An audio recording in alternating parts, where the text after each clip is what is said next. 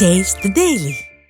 டெல்லியில் தேர்தல் ஆணையத்தில் நடைபெற்ற அனைத்து கட்சி ஆலோசனை கூட்டத்தில் அதிமுக சார்பில் முன்னாள் அமைச்சர்கள் சி.வி. சண்முகம் மற்றும் ஜெயக்குமார் ஆகியோர் கலந்து கொண்டனர். இதில் அதிமுகவின் சார்பிலான கோரிக்கைகள் தேர்தல் ஆணைய அதிகாரிகளிடம் வழங்கப்பட்டன. இதையடுத்து செய்தியாளர்களை சந்தித்த முன்னாள் அமைச்சர் ஜெயக்குமார், தமிழ்நாடு சட்டமன்ற தேர்தலின் போது ஆட்சியில் உள்ள திமுக பணபலம் மற்றும் அதிகார பலத்தை பயன்படுத்துவதை தடுக்க உரிய நடவடிக்கை எடுக்க வேண்டும் என தேர்தல் ஆணையத்திடம் வலியுறுத்தியதாக குறிப்பிட்டார். இப்போ 2022 தெரியும் உங்களுக்கு, கள்ள ஓட்டு போட்ட ஆளை எங்கள் கட்சிக்காரங்க சேர்ந்து பிடிச்சி காவல்துறையில் ஒப்படைச்சோம். ஆனால் வழக்கு எங்கள் மேலே தான் பாய்ந்தது.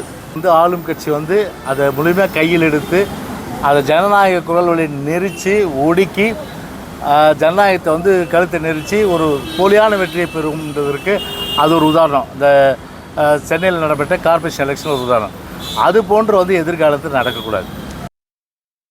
மதுரை ஜெமினிப்பட்டியில் முன்னாள் முதல்வர் எடப்பாடி கே. பழனிசாமியின் பிறந்த நாளை முன்னிட்டு முத்தாலம்மன் கோயிலில் சிறப்பு பூஜைகள், 100 நாள் 100 கோயில்களில் வழிபாடு, இளைஞர்களுக்கு விளையாட்டு உபகரணங்கள் வழங்கும் நிகழ்ச்சி நடைபெற்றது. எதிர்க்கட்சி துணைத் தலைவர் ஆர்.பி. உதயகுமார் அன்னதானம் தொடங்கி வைத்தார். பின்னர் அவர் பேசுகையில், அதிமுக பொதுச் செயலாளரின் பயணத்தால் முதல்வர் ஸ்டாலினுக்கு நெஞ்சுவலி ஏற்பட்டதாகவும், திமுகவின் 520 வாக்குறுதிகளில் 10% கூட நிறைவேற்றவில்லை எனவும் விமர்சித்தார். மடிக்கணினி, முதல்வர் முகவரி திட்டங்கள் தோல்வியடைந்ததாகவும், மலையை காணோம் கண்மாயை காணோம், இப்போது கிட்னியும் திருடு போகிறது என கூறியதுடன் ஸ்டாலின் விரைவில் குணமடைய பிரார்த்திப்பதாகவும் தெரிவித்தார்.